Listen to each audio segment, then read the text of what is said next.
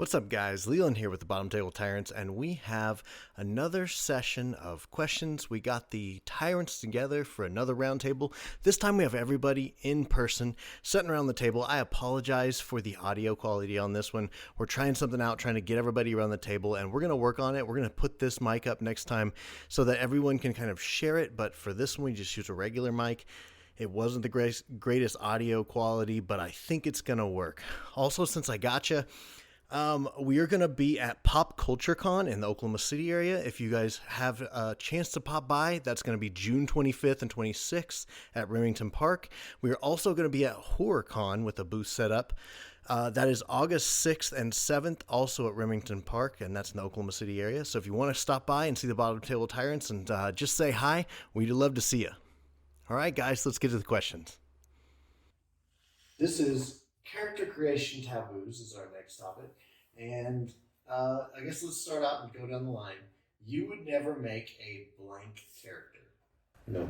I would never make a perfect character. Okay. That's good. I like That's a good answer. Yeah. Can I just ditto that? No. Unique, fresh answer. Yeah. But it is good. I would never actually, now that I've played I would never do a min-max character. I can't handle them. Okay. I have blind sight and I can, I've got like a plus 13 to my, attack score, but I've got like a minus 9 to my intelligence, but I'm going to just walk around like a big dummy. Like, don't do that. Don't do that. It's not fun for anyone.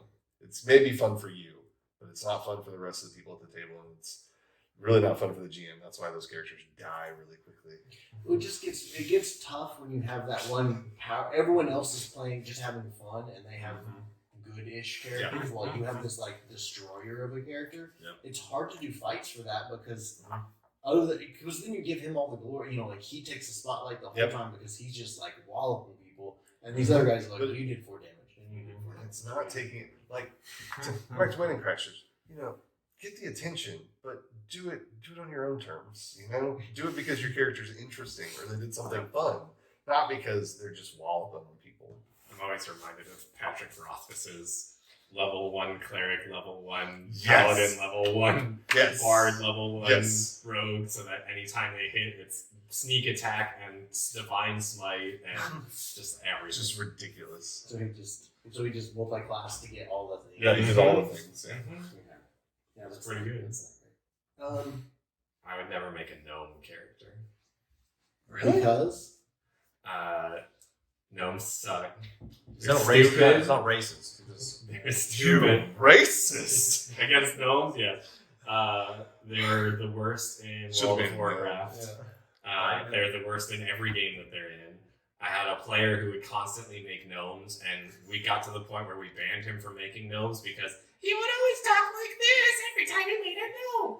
It just, I'll never play a gnome. Okay. That's That's the best answer. I'm so upset right now. Sorry if I channeled a little bit of my inner Josh in that, but I will never I make a need gnome. Josh here because I feel like he would take up for the gnomes much more better than I would. Where are you, Josh? No, I don't think he likes gnomes either. mine is similar, but it's for different reasons, I think. Go ahead, Jesse.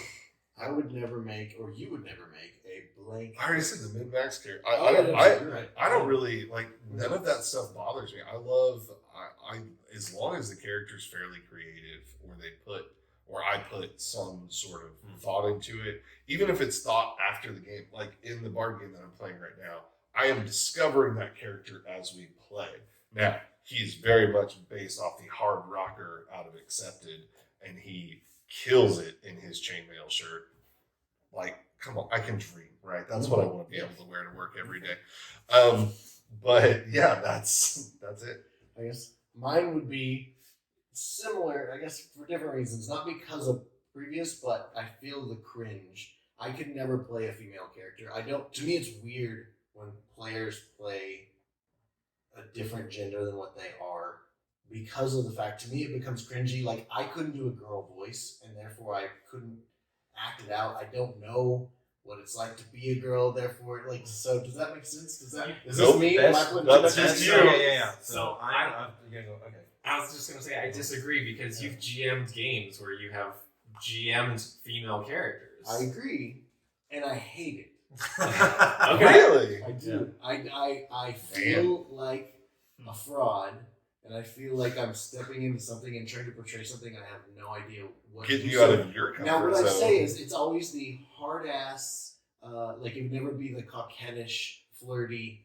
Like, I couldn't even attempt to do that role play because I just don't. Like, I feel it would be silly and cringy.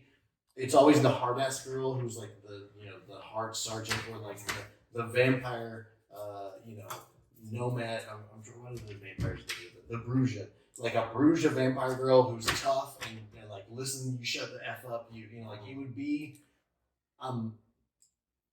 a dominant female character who's an asshole. See, I feel like when we went to the Malkavian clan, the person that we met upon entry was a female Malkavian, and she was, and then the soothsayers in the next room was a female Malkavian. But And those I are characters that he's playing in a campaign. Sure, and Yeah. I can understand you not liking it. I'm arguing you did a good job of portraying it. And that makes me feel good that I did, because I feel completely out of my depth when I do females. Try and do a female voice, try and do a female character, and which is why I would never play that character, because then I'm like, I'm gonna do that all the time. Well, on some of my D&D games, I'm a female, because I'm randomized every cotton picking thing about my character. So I have a tiefling female barbarian, and having to just come up with stuff. And I just treat them like writing. I'm trying to how do you write a female character? Yeah. You write them like you do a character.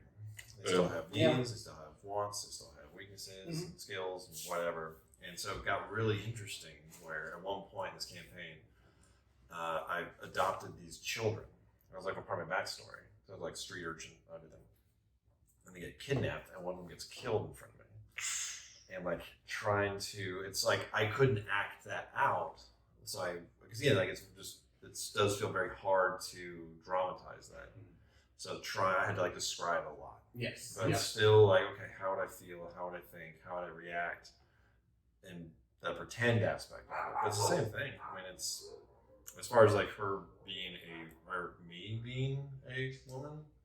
I mean, it's just there's almost no difference. I think at least it's in my experience. Yeah, no, I understand, and that's definitely what I default to is instead of acting out what they're saying, I would describe and then she says this, and then I start to go into description mode when I'm uncomfortable, or I don't feel I can do the character justice. So you guys got more to say? I was going to ask if you were going to bring Lola. I got two quick. Oh, Lola. There's three. I have three. Okay. He made Lola from Big Mouth, and it is by far one of my favorite characters of all time. And Lola's a witch. Are you going to give us a little Lola? Give the people what they want. I mean, if you really want me to do some Lola, then who am I to say that this queen can't start her stuff on camera? Yeah, she's good. That's what I like. Yeah. So with females, because I tried for a long time, I tried to do an accent, change my tone, stuff like that. And what I found out, I do terrible when I do that. Now I can do an accent and keep it that way, but my voice is like, it already sounds weird to me anyway. So it's so hard to like concentrate while doing both a tone change and then do an accent tonal change. I'm like, no, this is too much. So what I started doing, and it worked really well for me, was I would just start talking like a normal voice, maybe put an accent in there, like maybe give a little Southern belle or something like that, just depending. And then just move on with that. And I think it worked way better. And going back to the last point, which is something you hit on a little bit, but I want to remind, is all the writers that have been interviewed, they're like, oh man, not all of them, but a lot of them. I can't remember the two in particular.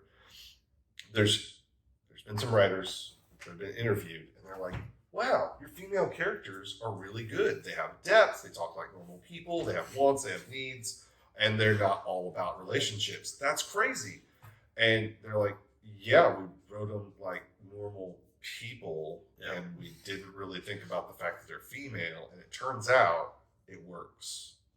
So just wanted to hit that with a hammer. I mean, Because it's very important. If you do want to play a female character or GM a female character, and you have a very low gravelly voice like I do, or like most of the guys at this table do, the best advice that I ever heard is don't make your voice higher pitched, make your voice softer and smoother. If you take a little bit of the graveliness out and just smooth it out a little bit, it sounds more feminine. Then if you try and go up here, then you just sound like a stupid no. Don't do it. Yeah. Don't do it. Don't pitch.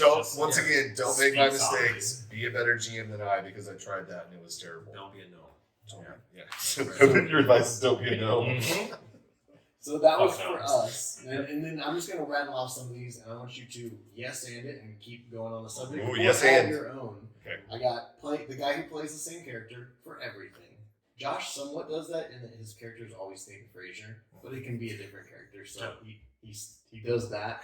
I've only played Yeah. one game with Josh, and his character's name was Fraser. So the fact that that is a thing, That's beautiful. that tickles me. So it's just a name. So it's not as bad as what I've seen before, where they're always the paladin, who lost their family, and it's like, come on, man, do something else. But playing the same character, too much background, not enough background. If you want to play an interesting character, play a character that has no trauma in their backstory.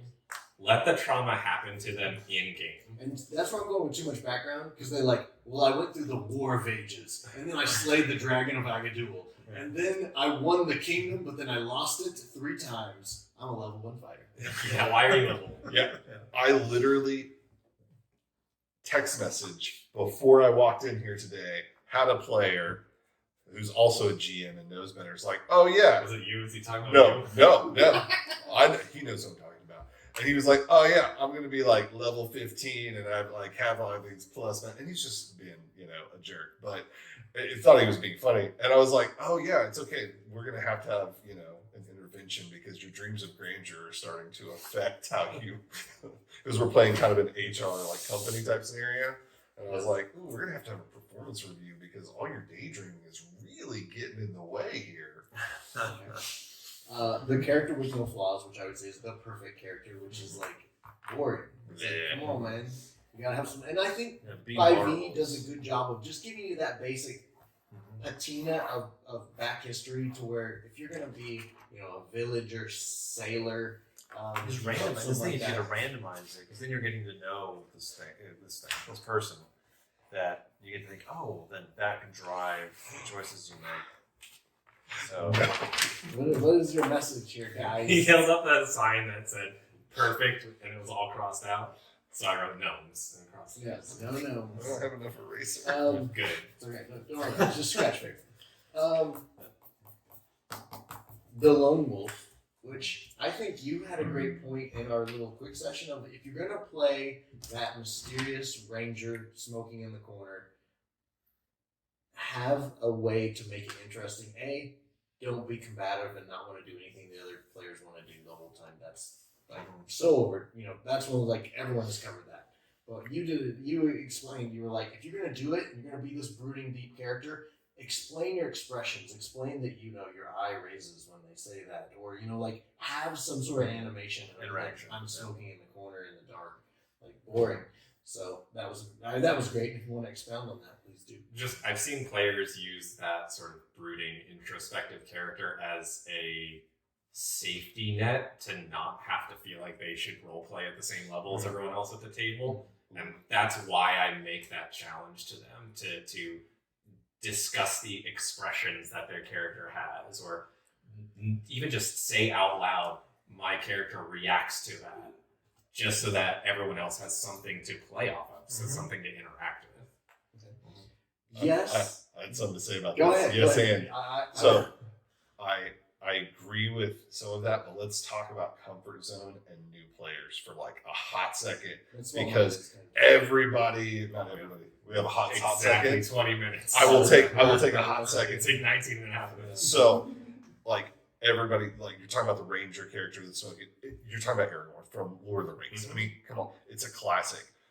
I encourage players to take those concepts and run with them until they get more comfortable doing the old stuff. And that needs to be set, because if you don't, like, yeah, if all of our players have like 40 or 50 games under their belt or somewhere in there, yeah, they're going to be more comfortable doing different stuff. But until they are, maybe they do just want to be Gandalf. And that's cool. As long as they're describing what Gandalf is doing and making a playable character, not trying to be the hero all the time. I think, like I said, vulnerability. That's key. Well, and what I wanted to say also is, how do I put this and make it sound coherent? There's a difference between, in characters, much like we were talking about the wargamer character versus the actor character. There's the doer characters, or almost like a limelight character, who will jump in and say, I want to jump in and smack the dragon. But then there's also the observer, audience character is what I would call it. Does that make sense? Josh's wife is a great example, I would say. She is not going to jump in there and be like, oh, I jump on top of the table and swing my sword and kick that guy in the face. She's just going to go along. During her turn, she's going to do her thing. It's not going to be super, explained. She's not going to jump into super detail. Did she have fun? Yes, she had a blast, and she loves coming to our events. That's all that matters. It's like, yeah, it's like, so you don't got to pull her out and slap her in the middle of everyone and be like, do a thing and be exciting. Like, there's no reason to force her into the limelight. Those audience characters can do a great job, and if anything, they're fast, they're efficient. They'll go fast and be able to give that time to another character who can, extrapolate on what they want to do. It's a fine line, though, between what you would describe as an audience character and what I describe as a disconnected player. Yes. And you got to make sure that if the player becomes disconnected, you find ways to pull them back into being an audience character. Yep. Yes, I totally agree. If that audience character is on their phone and doesn't know what they're going to do when it comes to their turn, they've strayed too far into the distracted character. I guess my final piece on this is characters that you've had that you were like, this was a mistake. Mine is Dune, which was my Dragonborn fighter, and he was trying to, trope story, trying to regain his honor to be able to go back and join his family and become the nobleman Dragonborn he was. Mm-hmm. He was super quiet, stoic, stodgy, honorable, boring. I was bored playing him because I couldn't throw poop or ride things. So it turns out I was like, this guy sucks. So I hated it. And so I know what plays to my strong suit. And to be honest, even with that goblin character, I don't like social interactions. I want to ride things and throw poop in combat. I role play in combat by doing all those things. I don't like the ball setting. Like, let's go to the court ball and meet the princess. I'm just like, oh, when do I get to throw poop again? So at the princess. Yeah, and that's where I'm like, oh no, am I becoming poop throwing hobo by? I was gonna say, speaking of one-dimensional characters, yes, exactly, roughly, and that's always my fear. 15% of this video has been you talking about throwing poop. Yes, but do you have fun throwing poop? Exactly, that's what I like. So that's what I do. Yeah. And I need to make sure that I don't just make every character a weird version of that character. I need to branch out and try other things. Now, so I started randomizing everything. Yes. Well, that's why I was like, now I need the tiefling female character, like a sorceress or something, like just to break it up and push my boundaries and try and push myself to break through. It's like with those this, blocks. Coming up with these things, and again, the D&D works really well, where it's you can randomize. I've had to figure out like a little bit of silly math with dice I was going to use, which race, which class, which gender. Which background and roll of everything, and then once you have all that, you basically have all these little pieces, and then how do you put that together to again get to know your imaginary friend? They will respond and let you get to know them if you're willing to kind of open that up a little bit. So it's kind of interesting to see what that looks like next time. But quickly before we end, character Mike, that was my character. Do you guys have anything like that? Yeah, sure. Cheers. I got approval by a GM on a short campaign, I think it was like 4 or 5 sessions, to play a Yachtja Hunter. If you don't know what a Yachtja is, it's Predator from the movie Predator. I'm a very big Predator and Aliens fan. Obviously, put my big boss in a slimy alien style cavern. But I played the Yautja, and it was a lot of fun. And one of the quirks of the Yautja is doesn't speak common, records common, and then plays it back. So I had a list that I kept in sync with the GM of things that I could say or play back and what I thought those things meant.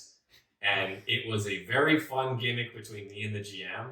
At the end of the day, I will never again make a character that can't communicate directly with the party. Yes. Because I was playing a different game than the rest of the players at the table, and it ended up being not fun for them and not fun for me. It was fun for a couple quirks, but it didn't last. That's the thing is you have the quirks and you have all the things. You have room for all of those unique characteristics. But at the end of the day, you have to find a reason for them to be able to be in the party in the first place. Like, why are we even here? So if you're doing the loner, if you're doing the, I got this other thing I have to do, it's very inefficient to put yourself before the party and have to decide where those lines are. Because sometimes it's fun. Yes. Yeah. When you're the rogue and you run off with everyone's gold and there's this whole other thing that happens, or something like that, where you have the secret thing that you can organize. But when you are derailing the dungeon, you're derailing the ball, you're again like, well, we can't take the goblin. You're like, I'm gonna throw some poop at somebody. And it's the one thing you do, no matter what the situation is, that could really disrupt the game and then cause some problems. You can talk about it, think about it, and then at the first opportunity that the party is like, okay, it's time for the combat, first reaction poop throw. Yes, Like I agree. And I liked it. I want I want characters to have an agenda. They should all have their own agenda because everyone does have their agenda, but it could be something silly.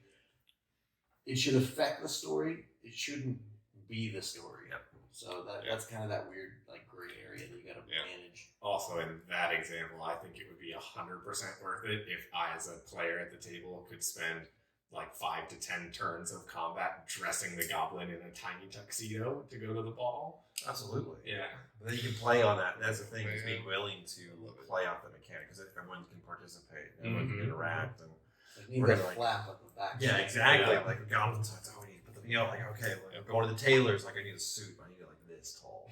The flap in the back, and how much is that going to cost? Just all of those things. Can you roll sleight of hand to tie a bow tie? Can you? Is there goblin manners? What's that look like? Is a princess a goblin? What happens if you throw poop and it turns out it's very you've been betrothed? Yeah, now we're married.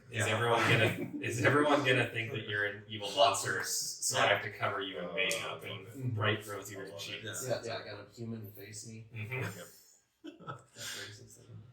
Only against goblins. More importantly than anything else, what did people say about who's what magic color? Oh, okay. I mean, do you guys have any other? So I have failed characters. Oh yeah. I was gonna say, okay, you guys were all into it. It's fine. Yeah. I would say I have a typical failed character flaw that I always try to insert, and it has failed more often than not, and that's why I'm going to bring it up now. I tend to make my characters selfish jerks, and they don't play well. And it's fun for me to play sometimes, but most of the time it really the players get, whether I'm a player or a GM, whatever the side of the table is, that is probably the biggest trope that I play with a lot. And I've noticed, man, I've never seen such vehement reactions. I played a 12-year-old child that was just a jerk, a huge jerk. And he had this yo-yo, and he thought he was so cool, and he really wasn't. But the group as a whole hated that kid, hated him. I mean, your bard in my game started out as a selfish jerk and has found subtle ways to connect with the other players.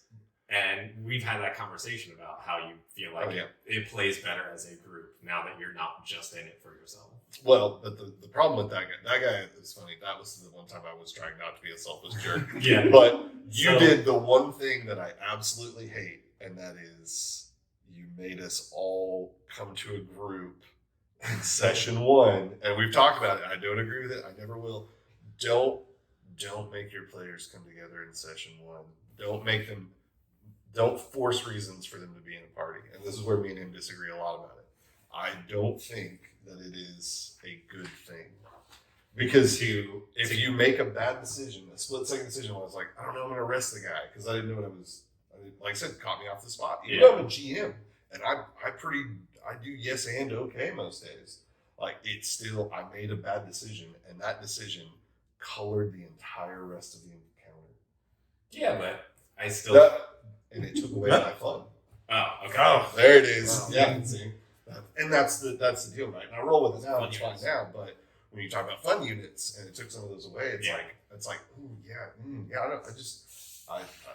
So I usually don't have the players figure out the reason to come together as a party. This time I did it because of the way we did character creation, which was everyone write down a race and then pass the sheet one spot to the right. Now everyone write down Bard level 4 and one level of something else, pass the sheet to the right.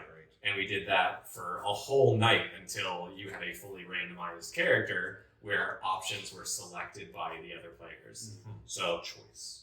That's why I wanted to try find a way to get together. And you were right, it was very, very rocky. It was not the most smooth thing. But I also had no way of coming pre-prepared. I shouldn't say no way. It would have been really difficult for me to come pre-prepared with the reason you were all together because I didn't know what the characters were going to be until you did. Yep, and that's fair. I get that. Like I said, I've done that too. Right? Sure. I've done it too, and more often than not, I've started doing, because I've seen how that turns out, and I've started doing. Okay, you guys all know each other. You've worked with each other before. Kind of similar to how you're like, you just show up at the dungeon, you guys all know each other, blah, blah, blah, blah, blah. And then that also gives you a little bit of, you don't have to talk about the backstory or anything else like that, because that gives you a chance to build on that later, like a little more time to develop those kind of attributes and stuff. Now that you say that, I've flavored it in a way similar to the way that you were passing the character sheets, which was I had each one of you describe how you met the next person at the table. So you tell me how you met Noble. Noble, you tell me how you met Leland in character. And so Leland doesn't get to pick how he knows you. You get to pick how you know each other. And I think that's where it was a lot to start the game with characters no one had ever seen before. Yeah, and I guess I do that as well. I usually use they come walking out of the darkness into the Shadowrun night, into the street, and I say, describe yourself. If you want to, describe how you are linked to one of these other PCs. Unfortunately, the first person's kind of hosed on that because they haven't seen the other characters yet. And most of the time, because I do one shots primarily, they don't. This might be a one time you see this one character. But I guess, does that get weird where it's like, well, I'm his brother, and that player over there, they don't even get that wasn't a choice for them, and now they have to go with that? But to me, that's yes and. That's okay. Maybe you didn't know them. Maybe you didn't know they were brothers. It's like... You watch both Jesse and I bobble heads at the same time. No. It's weird. So again, with this method of character creation for the bards, where you were basically already picking things for the next person over, I think that's okay. In a situation where I, as a player, sit down for a weekend and craft this perfect character that I really want to play, and I have that backstory written, if I then show up and someone else gets to dictate something, I think that, I think that takes away. No, you're losing agency. Yeah. Okay. Yeah, and that was kind of that's the biggest thing and the worst thing you can do to a player is take away their agency. Okay. That goes back to, you can prep that, like bring a character with a background and everyone knows that's what they're going to do. Or it's like, hey, show up, but be aware the background's going to be done this way. And so it just preps them, as again, get their expectations set for when they do sit down, they know what's going to happen. I agree, and that's also not very good. More of a session 0 in a more campaign where you guys want to be brothers? Okay, great, you're brothers. Like, awesome. You guys decided that together. Good. Exactly. Okay.